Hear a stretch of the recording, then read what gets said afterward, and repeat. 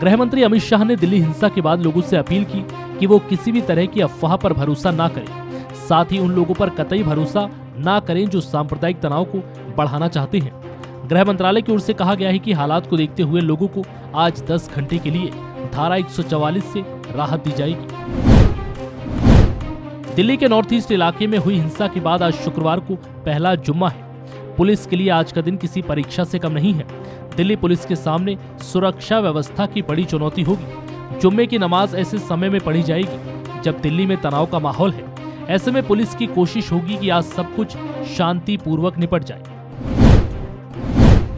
राजधानी दिल्ली के उत्तर पूर्वी हिस्से में 3 दिनों तक हुई भारी हिंसा के बाद अब एक्शन शुरू हो गया।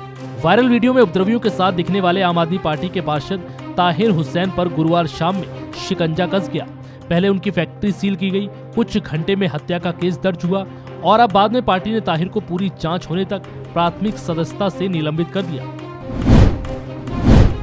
देश की राजधानी दिल्ली में नागरिकता संशोधन कानून के नाम पर फैली हिंसा अब थम गई है, लेकिन हिंसा थमने के बाद अब जख्मों का दिखना शुरू हो गया।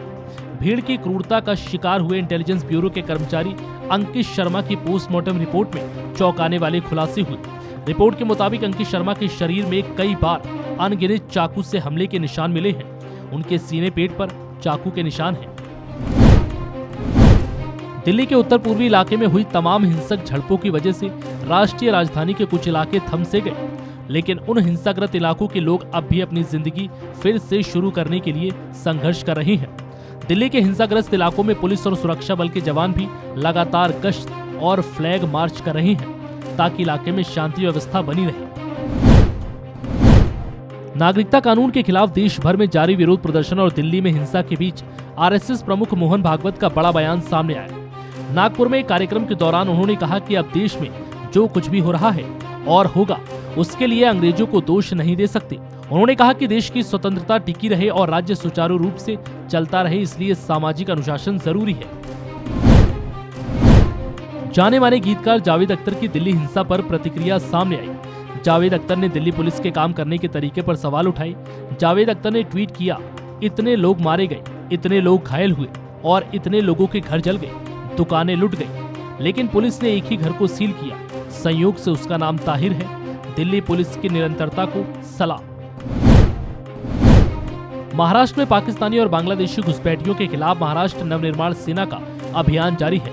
औरंगाबाद में महाराष्ट्र नवनिर्माण सेना की ओर से एक पोस्टर लगाया गया जिसमें लिखा है कि घुसपैठियों की जानकारी देने वाले को 5,000 रुपए का इनाम दिया जाएगा। इससे पहले एमएनएस अध्यक्ष राज ठाकरे ने एक रैली निकालकर घुसपैठियों को बाहर निकालने की मांग की थी। एआईएमआईएम के नेता वारिस पठान ने जिस तरह से विवादित बयान दिया था, उसके बाद उनकी मुश्किलें बढ़ गई। पुलिस ने उनके खिलाफ कार्रवाई करते हुए अब नोटिस जारी किया है। वारिस पठान को 29 फरवरी को जांच अधिकारी के सामने पेश होना है।